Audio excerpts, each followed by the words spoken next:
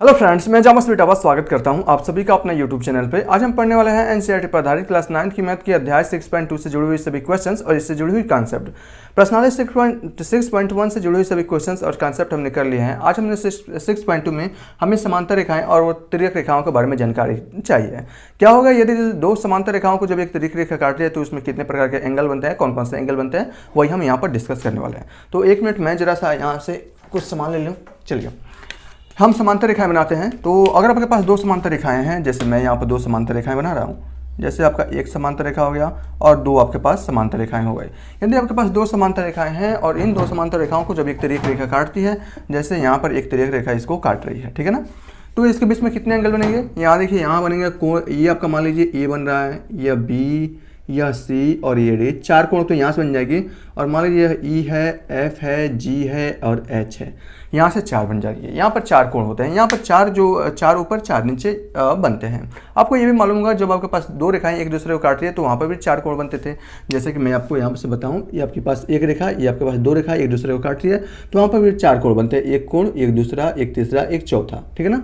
इसमें आमने सामने के जो कोण होते हैं उसको शीर्षाभिमुख, यानी कि एक ही शीर्ष के आमने सामने के जो कोण होते हैं उसको शीर्षाभिमुख कोण बोलते हैं। और इस प्रकार यहाँ पर, और इस प्रकार ये क्या है, एक समांतर रेखा को ये एक रेखा काट रही है, फिर आपका दूसरी रेखा को यही एक तिर्यक रेखा काट रही है। तो यहाँ पर कौन कौन से एंगल बनेंगे और उस एंगल का क्या नाम होंगे उसी के बारे में हम यहाँ पर आपको बताने वाले हैं, ठीक है। चलिए, सबसे जो पहला एंगल होता है उसको हम लोग बोलते हैं संगत कोण। ये संगत कोण होता है क्या है, अभी मैं इसके बारे में बता रहा हूँ। संगत कोण का मतलब होता है, देखिए ये क्या है, रेखा के ऊपर का कोण क्या है, आपका ई है। इस रेखा में ऊपर का कोण क्या है, इसी साइड में ये आपका क्या है, एक तिर्यक रेखा है। तिर्यक रेखा का लेफ्ट हैंड साइड में हम बात कर रहे हैं, ठीक है। उसके बाद से राइट हैंड साइड में बात करेंगे।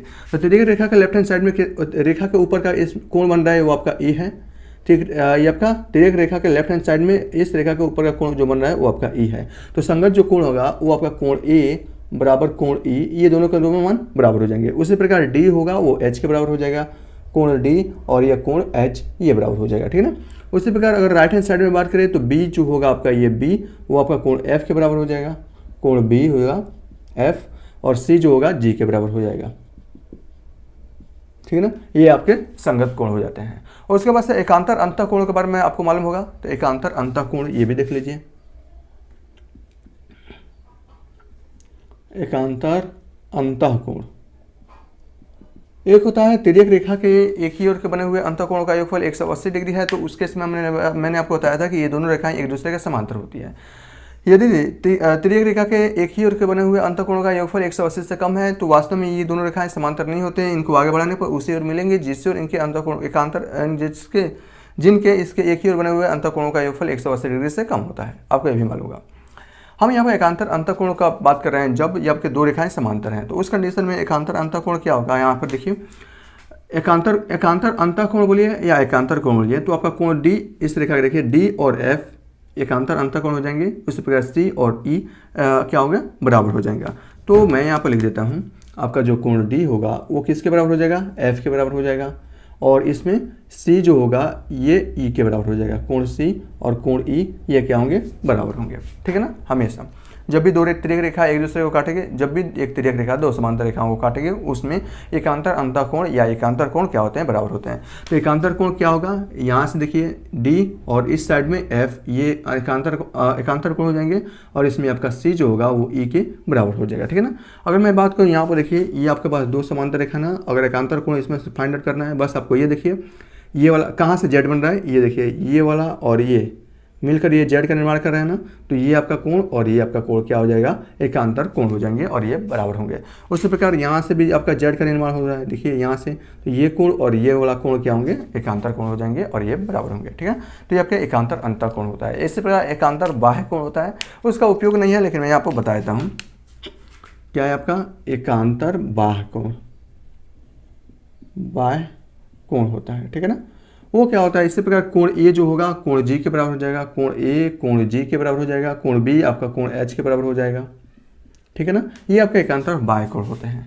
तो बस इसी का उपयोग करके हमें क्या करना है, यहाँ पर ये सभी क्वेश्चंस को करना है। ये क्वेश्चंस बहुत ही आसान है और मैं आपको ये बता दूंगा कि कैसे कैसे हो रहा है, ठीक है।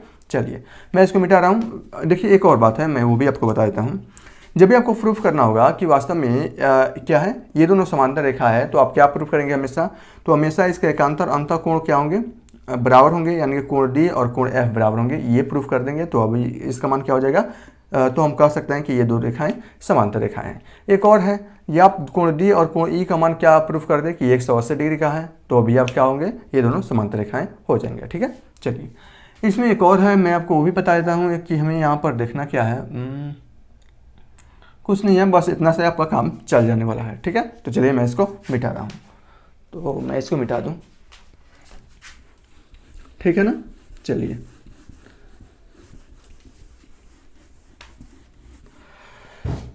एक बात और है, और तिर्यक रेखा के एक की ओर कितने डिग्री का कोण बनता है, तिर्यक रेखा के एक की ओर सिर्फ 180 डिग्री का कोण बनता है, आपको ये मालूम है। अगर मैं आपसे कहूँ कि ये दो रेखाएं हैं, ठीक है ना, दो रेखाएं हैं, दो समांतर रेखाएं हैं, और ये आपका तिर्यक रेखा है, ठीक है।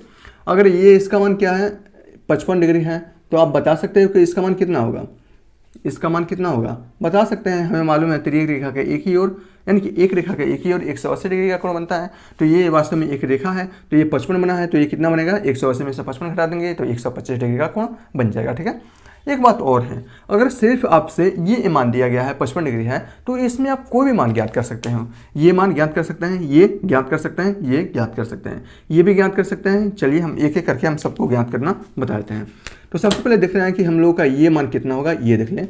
तो वो कुछ नहीं करना है, बस ये एक रेखा है और इसको, ये एक रेखा है और एक तिर्यक रेखा काट रही है, तो वास्तव में एक रेखा के एक ही ओर कितना डिग्री का कोण बनता है, ये पूरा कितने डिग्री का कोण बनेगा, 180, तो ये 55 है, तो ये कितना हो जाएगा, वास्तव में 125 हो जाएगा। ठीक है, उसी प्रकार देखिए, अब ये एक रेखा, ये भी एक रेखा है और एक तिर्यक रेखा काट रही है, तो इसके एक और कितना डिग्री का कोण बनता है, 180 डिग्री का बनता है, तो ये कितना हो जाएगा, 55 है, तो ये 125 हो जाएगा। ठीक है, ओके। उसी प्रकार 125 हो गया, तो ये एक रेखा है और एक तिर्यक रेखा काट रही है, तो ये कितना का बनेगा, आपका 55 का बन जाएगा। आसान है, ठीक है ना, बन जाएगा। या आप ये भी देखिए, शीर्षाभिमुख कोण 125 125 ये 55 है, तो ये भी आपका कितना होगा, 55 होगा, बस मान ज्ञात हो जाएगा। अब चाहें तो ये समांतर रेखाएं और तिर्यक रेखाओं का जो गुणधर्म है उसका प्रयोग कर सकते हैं। अब ये देखिए, इसका मान अगर पूछा जाए तो क्या होगा, वास्तव में तिर्यक रेखा के एक ही ओर बने हुए अंतःकोणों का योगफल 180 होता है, तो 155 ये कितना होगा, 125 ये है, तो ये कितना होगा, 55 होगा। या आप ये चाहें तो यहाँ से भी कर सकते हैं। क्या, ये देखिए, ये 55 है, तो ये कितना होगा, संगत कोण, ये क्या है, संगत कोण है ना, तिर्यक रेखा के ऊपर का कोण, ये आपका रेखा के ऊपर का कोण, ये भी आपका संगत कोण है, तो ये आपका 55 है, तो ये भी आपका 55 हो जाएगा। 125 है, तो यहाँ से देखिए, ये क्या है, एक रेखा है और यहाँ से ये जेड का निर्माण हो रहा है, या हम कह सकते हैं कि ये रेखा और ये क्या होंगे, एकांतर कोण होंगे, तो ये 125 है, तो ये भी आपका 125 बन जाएगा। सिंपल है। ये आपका 125 है, तो ये भी आपका कितना हो जाएगा, 125 संगत कोण है, और ये 55 है, तो ये भी आपका कितना हो जाएगा, 55 हो जाएगा, ये भी आपका संगत कोण है। या एकांतर बाह्य कोण से देखना चाहे तो ये आपका 55 है, तो ये आपका कितना होना चाहिए, 55 होना चाहिए। 125 है, तो ये कितना हो जाएगा, होगा आपका 125 होगा। एकांतर बाह्य कोण का प्रयोग कर सकते हैं, तो ऐसे प्रयोग करके आप आसानी से मान ज्ञात कर सकते हैं। ठीक है, चलिए अब हम यहाँ क्या करने वाले हैं, सभी क्वेश्चंस को करेंगे। तो सब करते हैं, एक से शुरुआत करते हैं और लास्ट तक जाते हैं। हम लोग लास्ट से शुरुआत करते हैं और एक पर पहुँच जाते हैं। चलिए हम इसको करते हैं। क्वेश्चन नंबर 6, इसमें क्या दिया गया है, इसमें आपका दिया गया है कि जो आपका पी क्यू है वो आर एस के समांतर है। क्या, ये दो रेखाएं एक दूसरे के समांतर है। तो हमें ये सिद्ध करना है कि ए बी और सी डी क्या होंगे, समांतर होंगे। आपका ए बी है और आपका सी डी समांतर होंगे। क्वेश्चन ऐसा नहीं है, क्वेश्चन में मैं बता देता हूँ। क्वेश्चन में इसमें आपको कहा गया है कि देख लेते हैं, आकृति 6.33 आपका आकृति है जो कि पी क्यू और आर एस दो दर्पण हैं, एक दूसरे के समांतर रखे हुए हैं। पी क्यू और आर एस एक आपतन किरण, ये आपका आपतन किरण है ए बी है, जो आपका पी क्यू मिरर पर किसी पॉइंट पी से टकराती है और फिर टकराने के बाद परावर्तित हो जाती है और मिरर सी से टकराती है और ऐसे आगे बढ़ जाती है। बस हमें यही सिद्ध करना है कि इसके बीच का जो कोण होगा वो कितना होगा, समांतर होगा। क्या, आपका ए बी सी डी के समांतर है। समांतर कैसे प्रूव किया जाता है आपको मालूम होगा। जब भी आपको किसी भी दो रेखा को समांतर दिखाना हो तो हमें बस ये दिखा देना चाहिए क्या, कि उसका एंगल देखिए। अगर मैंने अभी बताया ना कि अगर आपको इसको समांतर दिखाना है, कि अगर आपके पास दो रेखाएं एक दूसरे के समांतर है और उस रेखा को एक तिर्यक रेखा काटती है, तो वास्तव में दिखा दे कि इसके एकांतर कोण क्या होंगे, बराबर होंगे, तो भी आपका क्या हो जाएगा, या ये दोनों रेखाएं क्या हो जाएंगे, समांतर हो जाएंगे। या दिखा दे कि इस और इस कोणों का योगफल 180 है, तो भी वास्तव में रेखाएं समांतर हो जाएंगे। इसी प्रकार ये दो रेखा है और इस रेखा को एक तिर्यक रेखा काट रही है, तो हम ये दिखा देते हैं कि आपका जो ये कोण बनेगा और आपका जो ये कोण बनेगा, ये क्या हो जाएगा, एक दूसरे के बराबर है, तो भी आपका ए बी और आपका सी डी समांतर हो जाएगी। तो मैं इसके लिए हमें यहाँ पर क्या करना पड़ेगा, थोड़ा सा रचना करना पड़ेगा। ठीक है ना, रचना कैसे करेंगे, यहाँ देखिए हम क्या करें, आपका क्या है, ए बी है, एक क्या है ए बी, आपतित किरण है और आपका बेसिक क्या है, परावर्तित किरण है। तो आपतन जो अभिलंब होता है वो क्या करता है, आपतित और परावर्तित किरणों का बीच का समान एंगल को प्रदर्शित करता है, एक समान एंगल को बांट देता है, ठीक है ना। तो अगर हम यहाँ पर अभिलंब की चर्चा करें, अभिलंब बनाए, यहाँ से अभिलंब बनाए, मैंने यहाँ पर बना दिया, और यहाँ पर अगर अभिलंब का निर्माण करें, ये अभिलंब हो जाएगा। अभिलंब क्या करता है, आपतन कोण और परावर्तन कोण का मान क्या कर देता है, बराबर कर देता है अभिलंब जो होता है। तो यहाँ से अगर ये कोण अल्फा है तो ये भी कोण कितना हो जाएगा, अल्फा हो जाएगा। अगर ये बीटा है तो ये भी कोण कितना होगा, बीटा हो जाएगा, ठीक है। ओके, अब यहाँ से थोड़ा सा आगे चलते हैं। जो यहाँ दिया गया है वो मैं यहाँ पर लिख देता हूँ जो हमने रचना किया है। तो यहाँ से हल होगा, और हल में क्या लिखा जाएगा, सिंपल जो बातें दी गई हैं उसको लिखी जाती है। तो यहाँ से देखिए हम यहाँ पे लिखेंगे, मैं इसको क्या मान लूँ, बी एन मान लेता हूँ, एन मान लेता हूँ, और इसको एम मान लेता हूँ, ठीक है। ओके, तो यहाँ से बी एन क्या होगा, अभिलंब है, अभिलंब है, और हम जानते हैं, एक मिनट, अभिलंब है, और हम जानते हैं क्या हम जानते हैं, अभिलंब आपतन कोण और परावर्तन कोण को समान भागों में डिवाइड करता है।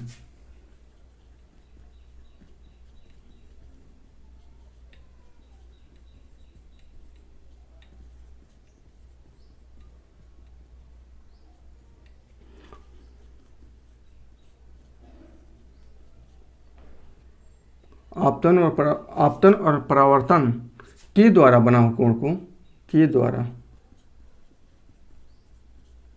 बना कोण को समान भागों में डिवाइड करता है,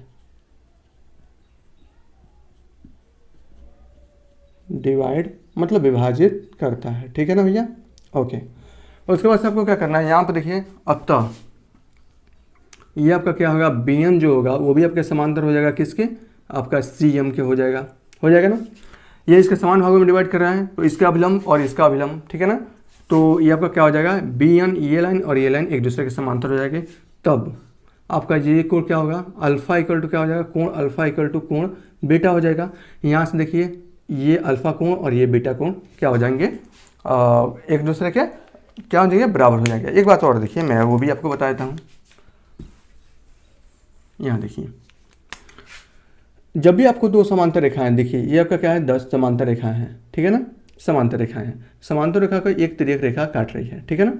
ओके, तो जहां, और उसके बाद से ये ऐसे कुछ दे दिया गया है, ये है और ये है, ओके ना। ये मैं इसी की अभी बात कर रहा हूँ, ठीक है ना, इसी की बात कर रहा हूँ।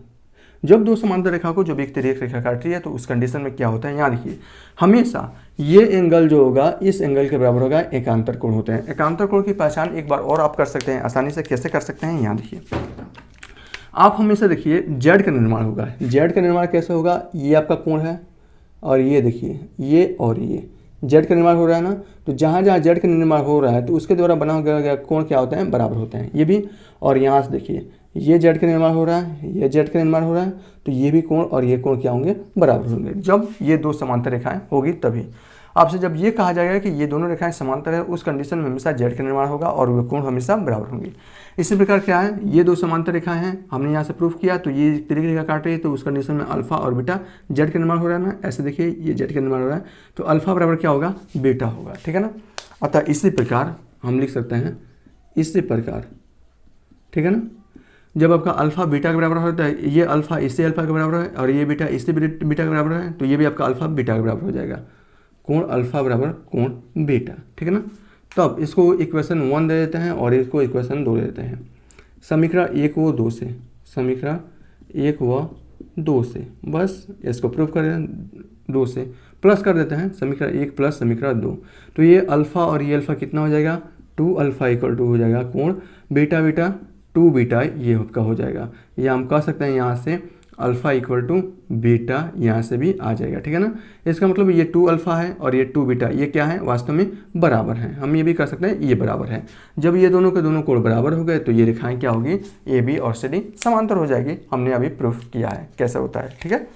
चलिए तब हम लिख सकते हैं क्या, यहाँ से ए बी क्या हो जाएगी, समांतर हो जाएगी किसके, सी डी के समांतर हो जाएगी, और यही हमें प्रूफ करना था। तो इस प्रकार आसानी से आप इसे प्रूफ कर सकते हैं, ठीक है। चलिए अब हम चलते हैं थोड़ा सा क्वेश्चन नंबर यहाँ चलते हैं और ये वाला चलते हैं। क्वेश्चन नंबर आपका जो दिया गया है 5वां बहुत ही आसान है। 5वां कैसे करेंगे, यहाँ देखिए हमें क्या कहा गया, इसमें आपका ये 127 दिया है और ये 50 दिया है, ठीक है। और इसमें ये x और y का मान पूछा गया है, आसान है। और इसमें ये भी दिया गया है कि जो AB है वो कहा गया है AB जो है CD के समांतर है, ठीक है ना। समांतर है तो इसके संगत कोण बराबर होंगे, आपको ये भी मालूम है ना। यहाँ देखिए हल में हम लोग, मैं हल का कराऊँ, हल आपको कुछ कराने लायक है नहीं, ठीक है। यहाँ देखिए यह क्या है, इसमें यह भी कहा गया है क्या कि जो AB है वो किसका है, समांतर है, CD के समांतर है। यहाँ देखिए यह एक्सटीरियर एंगल है तो इस कोण का मान कितना होगा, इस कोण का मान एक रेखा के एक ही और 180 डिग्री का कोण बनता है तो इस कोण का मान कितना होगा, 180 में से 127 हटा देंगे, बच जाएगा आपका कोण, वह इस कोण का मान हो जाएगा, ठीक है। चलिए तो मैं लिख देता हूँ कोण, ये कौन सा कोण है, PRQ, कोण PRQ प्लस ये कौन सा कोण है आपका PRD है, प्लस कोण PRD। इसका मान कितना हो जाएगा, दोनों कोण का योगफल 180 डिग्री होगा और इस कोण का मान हमें कोण PRQ equal to 180 minus PRD कितना है, 127 है। ये कैसे होगा, रैखिक युग्म से होगा, आप लोग बता सकते हैं रैखिक युग्म से होगा, ठीक है ना। तो ये कितना हो जाएगा, 180 में से 127 घटेगा, बच जाएगा आपका 53। तो ये कोण तो आपका 53 हो गया। PR ये आपका PRQ है, PRQ या PR से कुछ भी कर सकते हैं, ठीक है, ओके। दूसरी बात देखिए ये क्या है, दो समांतर रेखा है और उसको तिर्यक रेखा काट रही है तो क्या होगा, इसके एकांतर कोण ये और कोण X क्या होंगे, एकांतर कोण हो जाएंगे। वह यहाँ से कोण P इक्वल टू कोण Q हो जाएगा और ये कहाँ से, एकांतर कोण हो जाएंगे, ठीक है ना, एकांतर कोण हो जाएंगे, ठीक है। तो कोण Q का मान यानी कि क्या है, कोण P का मान है X और कोण Q का मान है X, तो यहाँ से हो जाएगा x बराबर क्या हो जाएगा, कोण x इक्वल टू कोण P का मान कितना है 50, ये डे हो जाएगा, ठीक है, ओके। और हमें क्या पूछा है, इसका ये वाला पूछा है, ठीक है। तो ये कोण कितना है, 53 डिग्री है। तो यहाँ से देखिए यह दो रेखाएं हैं, दो समांतर रेखा एक तिर्यक रेखा काट रही है तो यहाँ से भी जेड का निर्माण हो रहा है ना। तो इस कंडीशन में ये वाला कोण और ये वाला कोण क्या हो जाएंगे, बराबर हो जाएंगे। तो उसे करने से क्या मतलब है, हमें एक काम करते हैं ना, हमें y का मान x का मान तो पता चल गया, अब हमें y का मान ज्ञात करना है। तो त्रिभुज के तीनों कोणों का योगफल 180 होता है, ये आपका कोण मालूम चल गया, ये कोण मालूम चल गया, तो y का मान आसानी से ज्ञात कर सकते हैं। तो हम यहाँ से लिख सकते हैं यहाँ से, तथा त्रिभुज PQR में, ठीक है ना, ऐसे भी लिख सकते हैं। तो यहाँ से कोण y प्लस कोण x प्लस कोण या क्या है, कोण R, त्रिभुज के तीनों कोणों का योगफल 180 होता है, ठीक है ना। यहाँ से लिख सकते हैं त्रिभुज के तीनों कोणों का योग,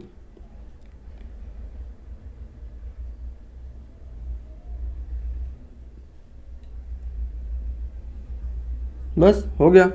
कोण y का मान हमें ज्ञात करना है, ये हो जाएगा 180, कोण x का मान हमने ज्ञात कर लिया है 50 और माइनस कोण r का मान हमें अभी ज्ञात किया है कितना, 53। तो ये हो जाएगा कोण y इक्वल टू 180 माइनस 50 50 100 103 हो जाएगा और यहाँ से कोण y बराबर कितना हो जाएगा, और 77 डिग्री हो जाएगा, ठीक है। यही बचेगा ना, 50 50 100 103 ये बच जाएगा। तो कोण y का मान आसानी से आप ज्ञात कर सकते हैं और ये आपका आंसर हो जाएगा। तो ऊपर से कोण x का मान ज्ञात कर लिया और आपका कोण y का मान ज्ञात कर दिया और आपने यहाँ से पूरी अच्छे से समझ लिया है। चलिए हम इसको मिटा दें, चलिए मिटाते हैं।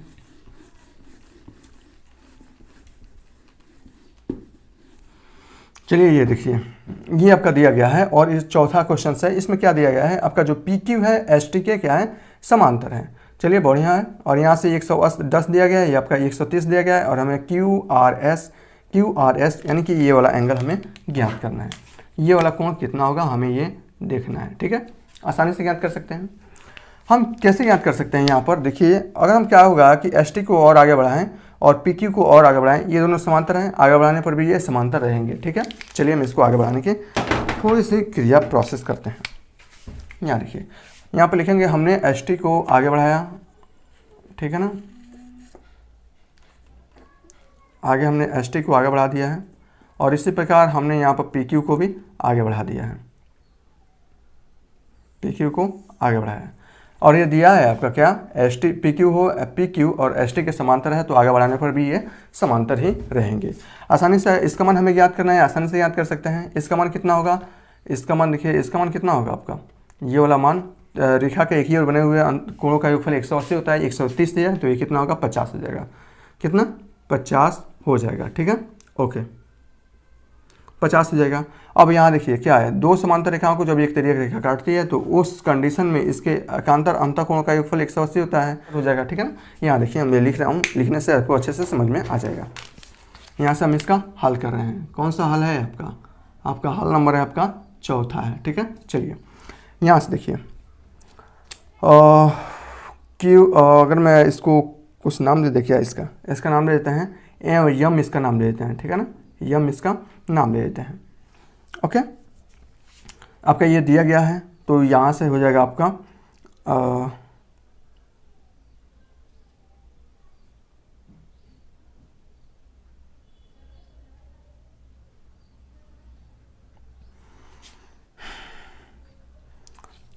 कहाँ से इसको करने के तो बहुत से तरीके हैं, यहीं से कर देते हैं।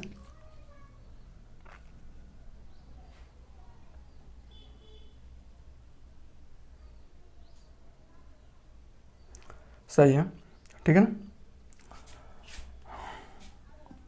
कोण कौन सा कोण है, P Q R, P Q और आर प्लस कोण ये आपका हो जाएगा ये वाला कोण, तो इसको मैं कर देता हूँ आपसे एम या आर क्यू एम, कोण आर क्यू और एम, इन दोनों का कोण कितना होगा 180 होगा, ठीक है ना।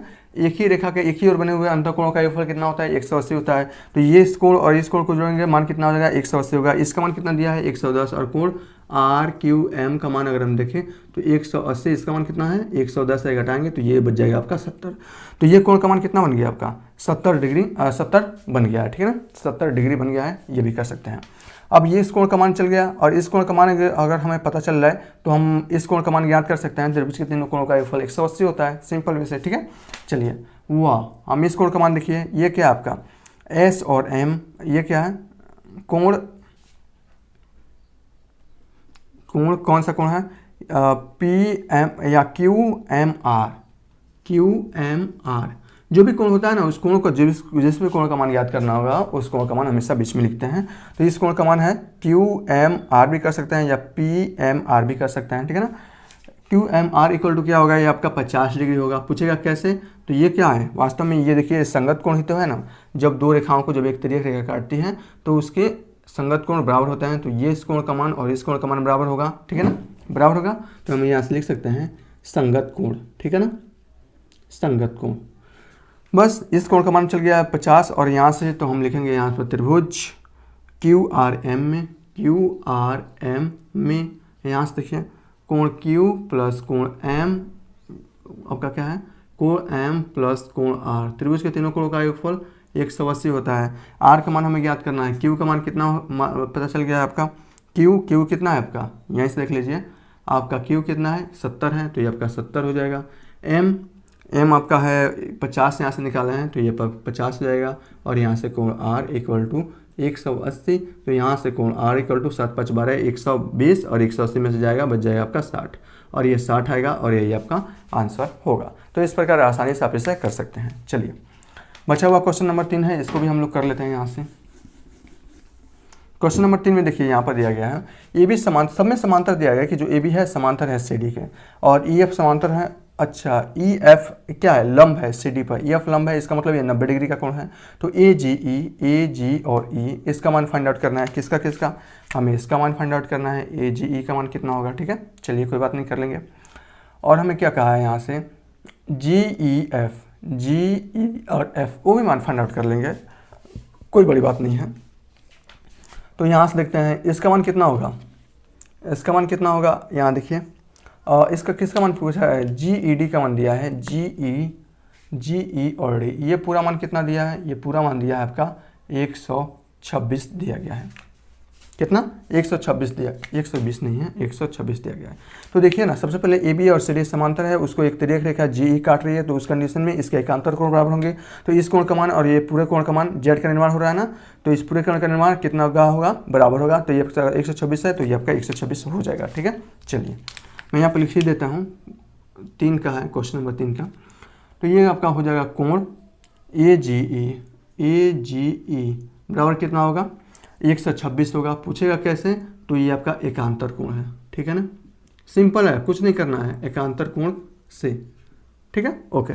तो पहला का मान ज्ञात कर लिया। दूसरा है जी ई एफ, यहाँ देखिए जी ई और एफ, ये मान ज्ञात करना है। जब ये 90 है तो ये कितना हो जाएगा, आपका पूरा 126 है, आपका ये 90 है इतना, ये आपका पूरा 126 है और ये आपका 90 है, तो 126 में से 90 घटाएंगे तो ये प्राप्त हो जाएगा। ठीक है, तो सेकंड में कोण, कौन सा कोण का मान ज्ञात करना है, जी ई एफ का मान ज्ञात करना है। इक्वल टू क्या हो जाएगा, यहाँ से हो जाएगा कोण जी ई डी और माइनस कोण एफ ई और आपका डी। ये कितना है 126 है और ये कितना है 90 है, ये कितना हो जाएगा 26 10 36 आ जाएगा, ये हो गया। ठीक है, सेकेंड। थर्ड में देखिए आपसे क्या पूछा है, थर्ड में आपसे पूछा है कोण एफ जी और ई का मान पूछा है, एफ जी ई। यहाँ देखिए एफ आपका क्या है, एफ जी और ई, इसका मान पूछा गया है, इसका मान। ठीक है, इसका मान भी आसानी से याद कर सकते हैं। अब आप कहेंगे कैसे, तो यहाँ देखिए दो विधि है, या तो रेखीय युग्म में से ये कोण का मान 126 मिल गया तो रेखा का एक ही और 180 डिग्री का कोण बनता है, 126 180 में से 126 निकालेंगे तो ये भी कोण प्राप्त हो जाएगा। दूसरी विधि है कि क्या है, यहाँ से देखिए ये क्या है, एक तिर्यक रेखा है, तिर्यक रेखा है, तो उस कंडीशन में क्या होगा, यहाँ से देखिए जेड का निर्माण हो रहा है, ये और ये, यानी कि इस कोण का मान इस कोण के बराबर होगा। ये पूरा 126 है तो ये कितना होगा 180 में से 126 घटा लीजिए, बात तो समान होने वाली है। तो यहाँ से मैं लिख देता हूँ, इसको हम लिख सकते हैं इधर से, दोनों के समान ही आएगा। तो एफ जी ई बराबर हो जाएगा कोण ए जी ई एफ जी और ई, इस कोण का मान पूछा है। तो यहाँ से ए जी ई प्लस कोण, इसको छोड़िए ना, कोण F G E equal to क्या हो जाएगा 180 हो जाएगा। कहाँ से पूछेगा, तो ये आपका रैखिक युग्म से हो जाएगा। ठीक है ना, रैखिक युग्म से हो जाएगा। देखिए ना, इस कोण और इस कोण का मान कितना होना चाहिए, 180 होना चाहिए, बस उसी कोण का नाम लिखा है। तो ए जी ई का मान पूछा है, ए जी ई का कितना निकला है, हमने 126 निकला है, और प्लस कोण एफ जी ई का मान हमें ज्ञात करना है, और ये हो जाएगा 180। तो कोण एफ जी ई बराबर क्या होगा, 180 में से 126 कटेगा, बच जाए आपका इधर से 4 बचेगा और उधर से 50 बचेगा, तो 50 4 54 हो जाएगा, और यही आपका आंसर हो जाएगा। ठीक है, चलिए क्वेश्चन ये आपका हम कर रहे हैं दूसरा। ठीक है ना, यहाँ देखिए जो ए बी होगा वो किसके समांतर हो जाएगा। अब देखिए ए बी सी डी के समांतर है और सी डी ई एफ के समांतर है, इसका मतलब ए बी ई एफ के समांतर हो जाएगा। ठीक है ना, ई एफ के समांतर हो जाएगा। तब यहाँ से देखिए कोण एक्स का मान किसके बराबर होगा, कोण जेड के बराबर होगा। अब पूछेंगे कैसे, तो आपका एकांतर कोण है, एकांतर कोण है ना भैया। अरे भैया ये देखिए, ये आपका तिर्यक रेखा और ऊपर वाला तिर्यक रेखा का ऊपर और तिर्यक रेखा के आपका इधर लेफ्ट वाला और राइट वाला क्या होंगे, एकांतर कोण होंगे, तो इसका मान बराबर हो जाएगा। ठीक है, ओके। अब यहाँ से देखिए हियर, मैं यहाँ पर लिख रहा हूँ हियर ई बी क्या है, समांतर है किसके, सी डी के समांतर है। इसका मतलब कोण एक्स का मान, कोण एक्स प्लस कोण वाई का मान कितना होगा आपका 180 अंश होगा। आपको मालूम है जब दो समांतर रेखाओं को जब एक तिर्यक रेखा काटती है तो उस कंडीशन में तिर्यक रेखा के एक ही ओर बने हुए अंतःकोण का योगफल 180 होता है, तो ये आपका 180 होगा। लेकिन एक बात और है, बट यहाँ से देखिए हम लिख सकते हैं आपका सी डी भी तो समांतर है किसके, ई एफ के समांतर है, तो उस कंडीशन में कोण वाई का मान कोण एक्स के बराबर हो जाएगा, और ये भी आपका कैसे, एकांतर कोण से। ठीक है ना, एकांतर कोण से हो जाएगा ना, ओके। तो यहाँ देखिए कोण एक्स, कोण वाई की जगह पर क्या लिख सकते हैं, कोण वाई आपका कोण एक्स की जगह पर कोण जेड लिख सकते हैं, तो ये आपका कोण जेड और प्लस कोण वाई इक्वल टू 180 हो जाएगा। ठीक है, अब यहाँ देखिए वाई और जेड का अनुपात कितना है, 3:7 का है, हमें एक्स का मान पूछा है, तो यहाँ से हो जाएगा एक काम कर, एक्स का मान पूछा है ना, सही है, तो एक्स किसके बराबर है, जेड के बराबर है ना, तो यहाँ से हो जाएगा जेड का मान यहाँ से निकाल लीजिए, जेड कोण जेड का मान कोण एक्स के बराबर है, और ये हो जाएगा एक्स। जेड किस अनुपात में है, 3:7, ये किस है 3:7 के अनुपात में है, तो ये हो जाएगा 7, जेड कितना है 7 है, और यहाँ से एक्स कितना है, ये आपका 3 है ना, 7 3 10 हो जाएगा, और ये ऊपर 180 हो जाएगा, ठीक है ना, ये हो जाएगा। बस इसका अनुपात दिया गया है तो अनुपात के हिसाब से हम इसको निकाल सकते हैं। तो ये हो जाएगा आपका 18 सतह, 0 से 0 कैंसिल हो जाएगा, 70/56 और 7 एकम 7 5 12 126 हो जाएगा, और ये आपका आंसर हो जाएगा। तो कोण x का मान कितना होगा, कोण z या कोण x का पूछा है तो आपका 126 हो जाएगा, ठीक है। ओके, चलिए करते हैं क्वेश्चन नंबर पहला यहाँ से।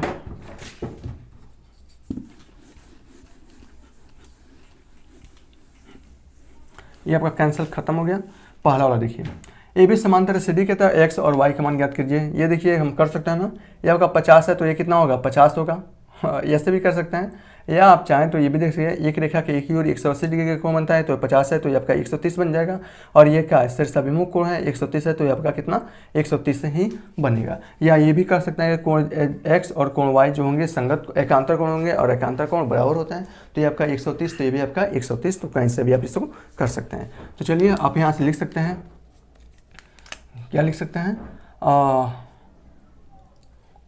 हम लिख सकते हैं यहाँ से 50 और प्लस x, कितना, कोण x है ना, कोण x बराबर कितना होगा, 180 होगा। और पूछेगा कैसे, तो ये क्या होता है वास्तव में रेखीय युग्म में से, रेखीय युग्म से, ठीक है ना। तो यहाँ से हो जाएगा कोण x बराबर 180 में से 50 बच जाएगा आपका 30 डिग्री हो जाएगा। बस कोण y बराबर क्या हो जाएगा, 30 डिग्री भी हो जाएगा, ठीक है ना। या हम कह सकते हैं कोण y बराबर कोण x बराबर 30 डिग्री। ये पूछेगा कैसे, तो ये आपका एकांतर कोण है, ठीक है ना। ओके, तो इस प्रकार इसे आसानी से कर सकते हैं आप। और एक मिनट, एक कोण x का मान कितना होगा, 180 में से 150 घटा 130 बचेगा ना, तो इसका मान 130 होगा। या आप ये देखिए ना, शीर्षाभिमुख कोण 130 है तो ये भी आपका 130 हो जाएगा शीर्षाभिमुख कोण से। तो कहीं से भी आप करेंगे मान समान आने वाला है। तो इस प्रकार इस प्रश्नावली के सभी क्वेश्चंस आसानी से सॉल्व हो जाते हैं। बढ़ते हैं हम लोग अगले प्रश्नावली में अगले कॉन्सेप्ट के साथ, तब तक के लिए बहुत बहुत धन्यवाद।